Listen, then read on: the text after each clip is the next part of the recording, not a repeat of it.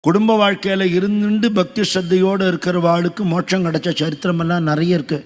எல்லோரும் காட்டில் போய் காய்கனி கிழங்கு சாப்பிட்டுட்டு ஒத்த காலம் நிற்கணும்னு சொல்லப்படலை. தபஸ்ன்னு என்ன தெரியுமோ சுவாமி சொல்கிறார். தபஸ்ன்னு என்ன? தப்பிக்கிறது, கஷ்டப்படுறது தானே. குடும்ப வாழ்க்கையில் வேறு என்ன பண்ணுற நீ? அதானே பண்ணிட்டு இருக்க. அதை பொறுத்துக்கோ, அவ்வளோதான்.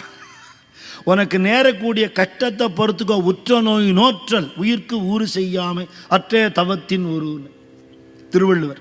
உனக்கு நேரக்கூடிய கஷ்டத்தை பொறுத்துக்கோ. யாருக்கும் எப்பவும் கெடுதல் பண்ணாதே.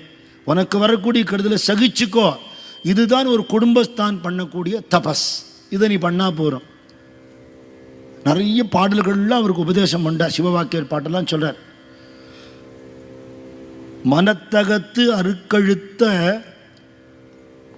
மௌன யோக ஞானிகள், மனத்தகத்து அழுக்கறுத்த மௌன யோகி ஞானிகள்,